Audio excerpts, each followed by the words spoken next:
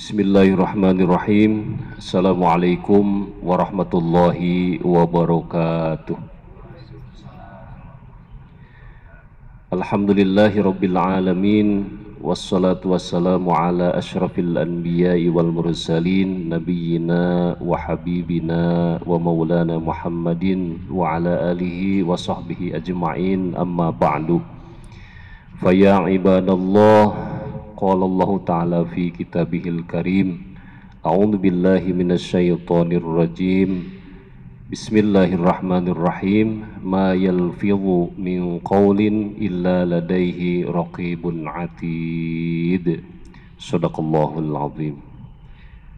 Hamba Allah, bapak-bapak, ibu-ibu, jamaah kaum muslimin wal muslimat, jamaah Pusdai yang dirahmati Allah subhanahu wa ta'ala, puji syukur mari kita panjatkan kehadirat Allah azza wa jalla. Alhamdulillah atas limpahan rahmat karunia yang tiada terhingga.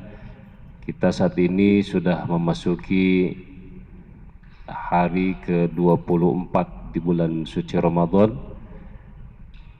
Mudah-mudahan amal ibadah kita menghantarkan kita mendapatkan, menjadi wasilah kita mendapatkan maghfirah dan ridho Allah subhanahu wa ta'ala. Salawat dan salam semoga Allah curah limpahkan kepada Nabi akhir zaman, panutan kita semua, baginda Rasulullah Muhammad sallallahu alaihi wasallam. Pada kesempatan ini saya ingin menyampaikan sesuai dengan tema yang telah diamanahkan oleh panitia, yaitu pentingnya menjaga lisan. Tadi dalam mukaddimah saya menyampaikan satu firman Allah subhanahu wa ta'ala yang tercantum dalam Al-Quran surat Qaf ayat 18. Allah subhanahu wa ta'ala berfirman, a'udzubillahi minasyaitonirrajim, ma yalfidhu min qawlin illa ladaihi raqibun atid. Shadaqallahul azim, yang artinya kurang lebih seperti ini. Dan tidak ada yang terucap satu perkataan pun dari seorang hamba terkecuali di sisi kiri dan kanannya ada malaikat pencatat, yaitu malaikat raqib dan malaikat atid. Jadi satu ucapan pun yang terlontar dari mulut seseorang, maka sudah siap ini dua malaikat untuk mencatat apakah itu perkataan yang mengandung manfaat atau sebaliknya ucapan yang mengandung madarat. Apakah itu ucapan yang baik ataupun ucapan kotor, maka dua malaikat ini memiliki tugas yang berbeda-beda, pencatat amal baik, pencatat amal keburukan.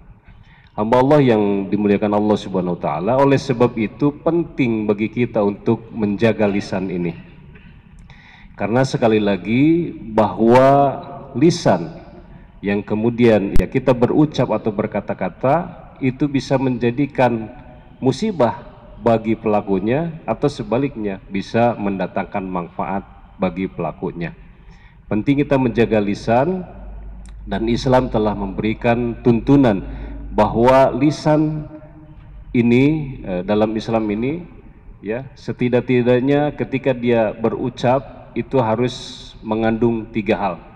Yang pertama adalah mengandung kebaikan, yang kedua mengandung kebenaran, yang ketiga adalah ucapan yang mengandung ketaatan kepada Allah subhanahu wa ta'ala.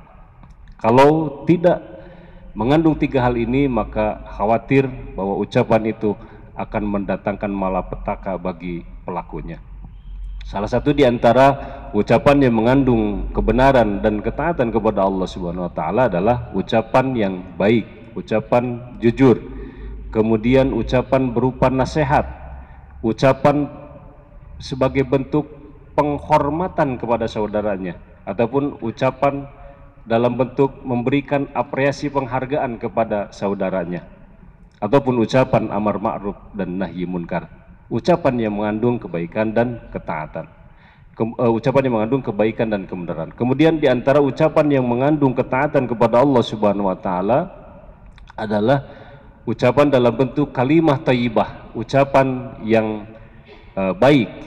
Di antaranya seperti ucapan istighfar, astagfirullahaladzim, ataupun tasbih misalnya. subhanallah, tahmid, alhamdulillah, takbir, hauqalah, dan tilawah Al-Quran atau membaca Al-Quran. Maka ini adalah ucapan yang terbaik. Sekali lagi ini penting kita untuk introspeksi pada diri sendiri, kemudian memahami betapa pentingnya lisan ini, karena ada sebuah hadis yang disampaikan oleh baginda Rasulullah SAW, diriwayatkan oleh Imam Bukhari, tercantum dalam Sahih Bukhari. Jadi maknanya kurang lebih seperti ini. Sesungguhnya, kata baginda Rasulullah, benar-benar seorang hamba itu dia mengucapkan satu kalimat yang dengan ucapan satu kalimat itu Allah menjadi ridho kepadanya, dan kemudian Allah mengangkat derajatnya.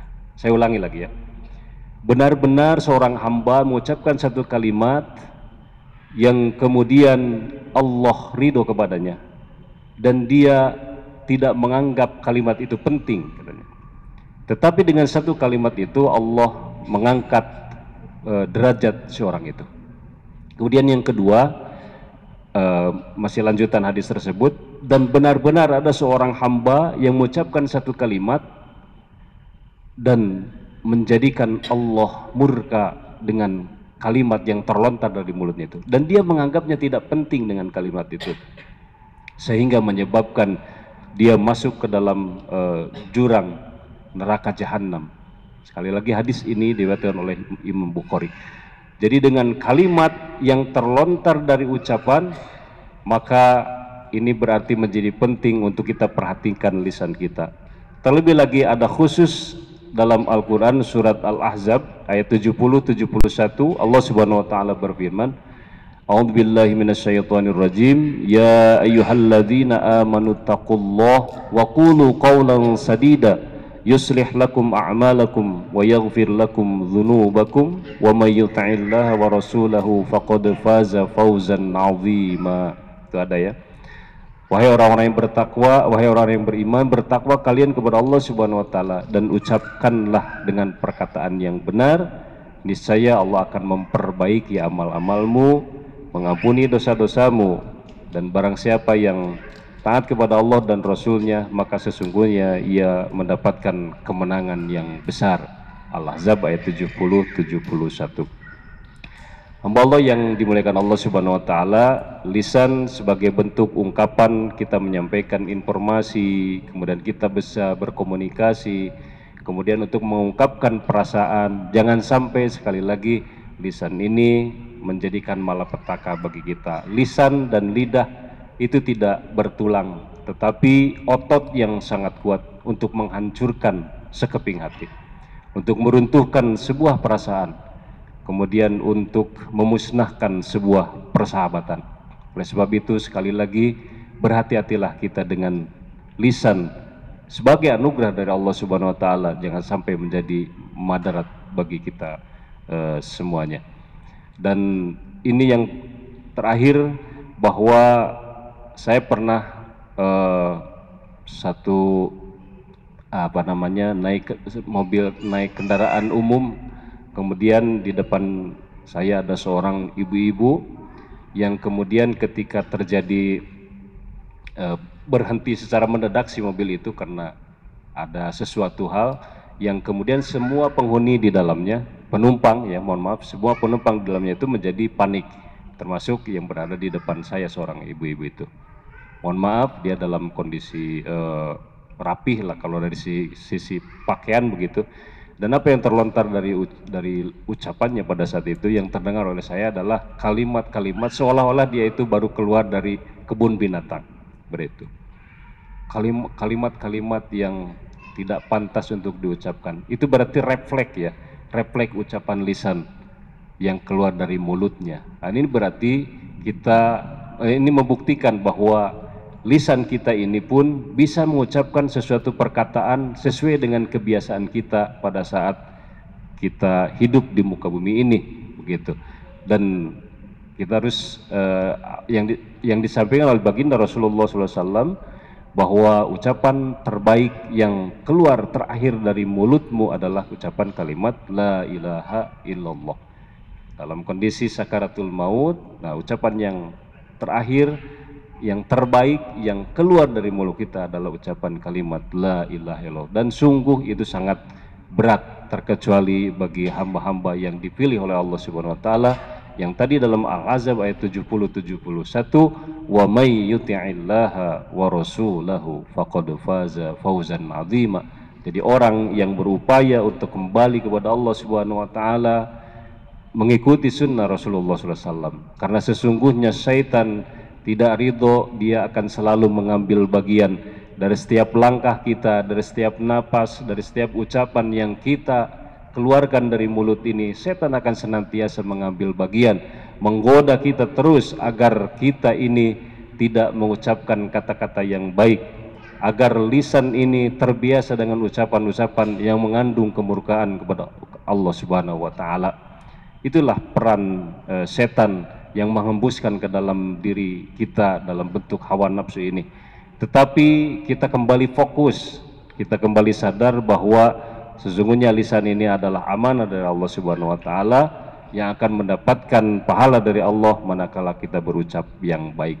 Hamba Allah yang berbahagia, itu saja barangkali kultum yang bisa disampaikan, dan mari kita berucap istighfar 3 kali pada saat ini sebagai bentuk bahwa lidah kita, lisan ini dipergunakan untuk berucap yang mengandung ketaatan kepada Allah Subhanahu wa taala. Istighfar 3 kali. Istighfar yang pertama kita isi dalam hati dengan permohonan ampunan kepada Allah Subhanahu wa taala dari dosa yang telah lalu. Istighfar yang kedua dibarengi dalam hati kita mohon ampunan atas setiap dosa dan kesalahan yang kita lakukan pada saat ini. Dan istighfar yang ketiga kita barengi dalam hati mohon ampun atas setiap dosa dan kesalahan hari berikutnya yang boleh saja kita lakukan, yang mungkin saja kita lakukan. Bismillahirrahmanirrahim. Astaghfirullahaladzim. Astaghfirullahaladzim. Astaghfirullahaladzim. Terima kasih. Demikian, terima kasih atas segala perhatian. Mohon maaf apabila ada khilaf dan kesalahan. Akhirul kalam, billahi fi sabilil haq. Wassalamualaikum warahmatullahi wabarakatuh.